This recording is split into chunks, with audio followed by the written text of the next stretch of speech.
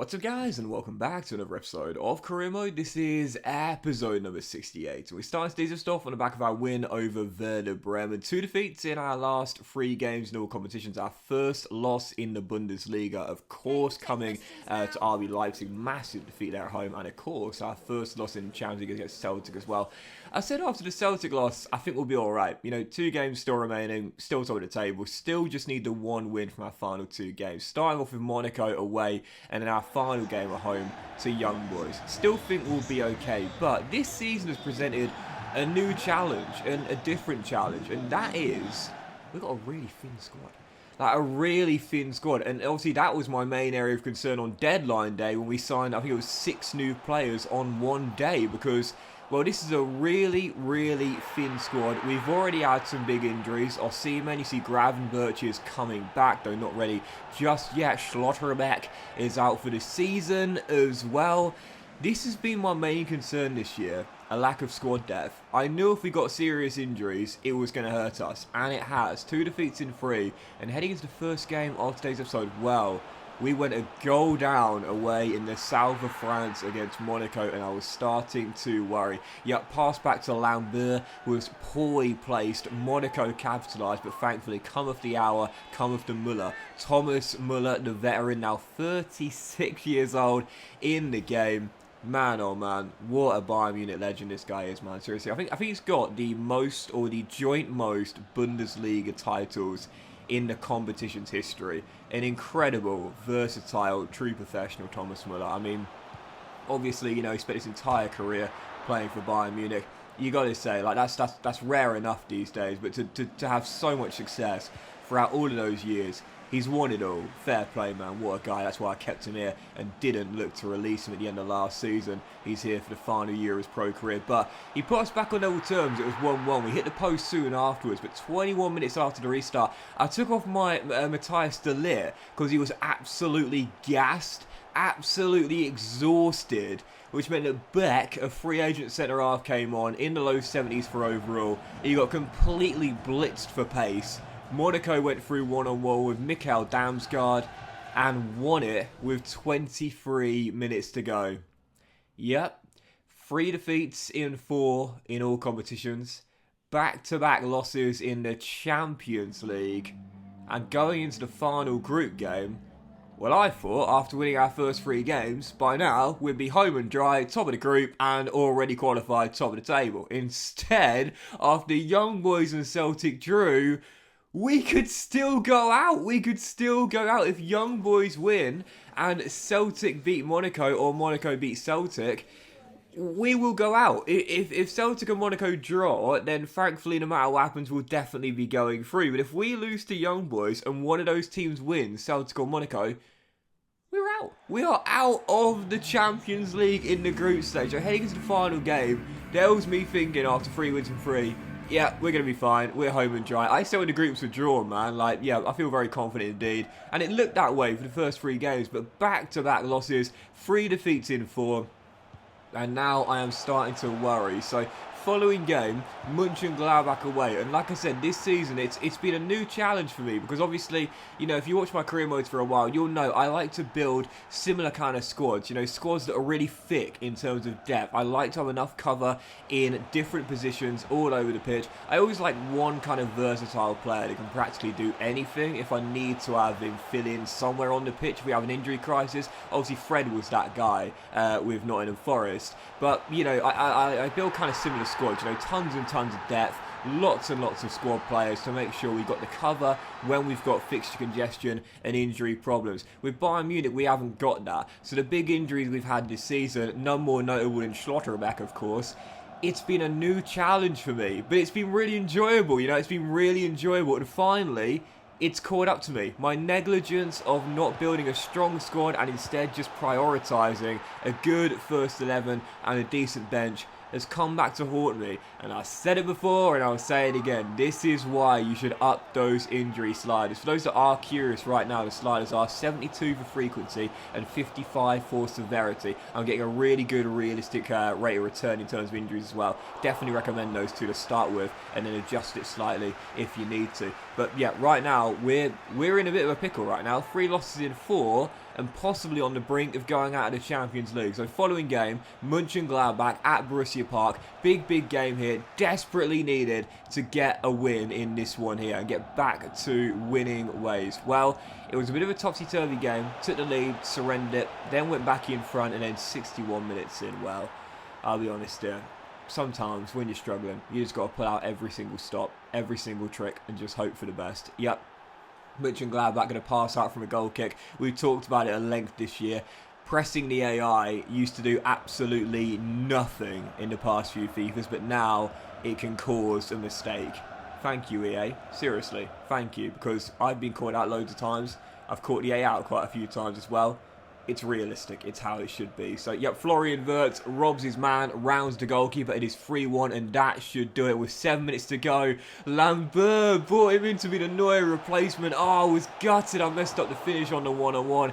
Would have been brilliant, and it led to a goal there. Musiala running through, sadly. Couldn't keep my composure. Good save. Kept it at 3-1, but Lambert coming out of his area like Neuer, sweeper keeper, heading it forward. Almost got a goal from the build-up as well. Unfortunately not, but in the end it did not matter. Final score, Mönchengladbach 1, Bayern 3, and thankfully we do get a win. Definitely deserved it, no doubt about it. Much better team in this game, and finally got a good convincing win for the first time in a very long time. So yep, needed it, got it, big win now, and it keeps us top of the table. 2 points clear of RB Leipzig, 6 clear of Dortmund, and 7 clear of Hoffenheim in top 4 right now, but it is still very tight indeed. We've only scored 24 goals this season. We're only 2 points clear at the top. It has not been a convincing first half of the year with Bayern Munich thus far. And with December coming round before the winter break, every single week there is a mid-week fixture.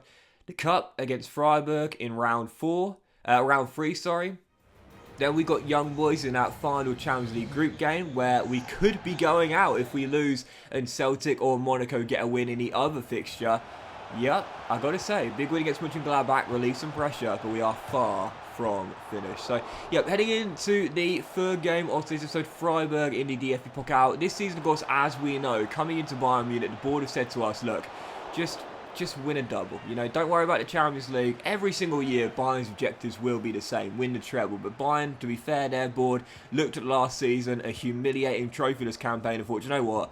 Just a double. Just get us back to domestic dominance and we'll take it, and we'll worry about the Champions League from next year onwards. So, yeah, got to win the league right now. So far, so good, but also got to win the cup as well. Heading into the fourth round at home, SC Freiburg, 16 minutes in. Very fast start to the game here. 2 good saves by both goalkeepers, still 0-0, but Ryan Gravenberch will get his first goal since returning from injury, and we take the lead. With nothing going on in the second, it seems as though we were going to walk our way into the following round of the DFB Pokal. But Freiburg got a chance to level it, and they took it. Carlos Perez cutting in from the right and drilling it home. 13 minutes to go, and in a game where Freiburg had done very little other than forcing 40-year-old Neuer into a save in the early stages of the game, Carlos Perez makes it 1-1, and Freiburg have got their leveller. And from kickoff, as I go to attack down the left-hand side, I give it away of Robin Gosens. Barak whips in a lovely outside of the football, and Freiburg win it.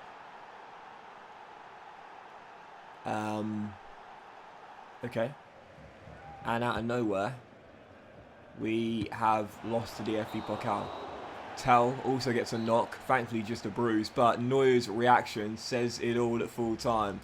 The 40-year-old beaten twice in a matter of minutes, and out of nowhere, SC Freiburg have dumped us out of the cup. Okay. This is what I was talking about, a new challenge here for this season. And it's so funny because like when I returned to Bayern Munich, you know, this is the most dominant team in German football for well over a decade now. 10 Bundesliga titles in a row. But we're not taking over that Bayern Munich. We weren't taking over that Bayern Munich. Their stars are now seniors and old. Neuer is 40. Müller is 36. Gravenberch, Musiala. These guys had left the club. We had to bring them back. We've got an incredibly small squad. A new challenge. I very rarely have squads that are as thin as this.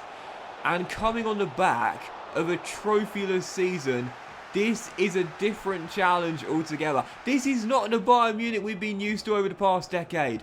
This is a Bayern Munich team that have lost their status as the strongest team in Germany. This is the team we've taken over. Not that Bayern, but this Bayern kind of feels reminiscent to the post-Sir Alex Ferguson era with Manchester United. You know, the David Moyes season, for example, straight after that as well. That is how it feels right now. We've gone from a team that were the strongest in the country at the time. We've gone from a team that were winning a major honour every single season at the time to a side where the seniors are now really, really old. Some of their best players have left. And now they're a team that are struggling for their identity. This is how it feels, and that is why I was so excited for this challenge, because it's a totally new challenge for me. This is not the Bayern Munich we've been used to over the past decade. This again feels like the David Moyes Manchester United team. This is how it feels, and that is why I was so excited when the Bayern Munich job came up. We have been dumped out early in the DFB Pokal, just like Bayern were last season. Another loss for Bayern Munich, 2 defeats in 3 and 4 in our last 6 in all competitions. Arsenal in a domestic double, 1 is already gone. Following game, Eintracht Frankfurt at home. We sold a lot of our squad players to them in the summer, and whilst we did take the lead, Nabil Fekir made it 1-1 and with 2 minutes to go. Oh, huge header won by De Ligt, and we're absolutely gassed, but have just enough energy to come on the break. Look at the fitness levels, man. We are absolutely exhausted, but we had just enough left in the tank to come through on the counter, sweat it across with Karim Adeyemi, and win it with Moukoko. Bayern 2, Frankfurt 1, and we escape with the victory, not for the first time this season. We have barely won any games this season, dominating. This one, no exception. 2-1 the final score, scrape through with a cutback in stoppage time. My team is absolutely exhausted right now, with very little squad depth and very little chance for rotation. And whilst we do stay top by 2 points, out of the DFB Pokal, and our following game is Champions League, match day 6 at home to Young Boys. Lose that, and we might be going out of the group. I love this challenge. It has been fantastic. And this will end today's episode of Career Mode, guys. Big thank you for watching. Hope you have enjoyed it. If you have, then please do drop a like. Much love to you all. Have a fantastic day, and I'll see you for the next episode of Career Mode. The potential for disaster very soon.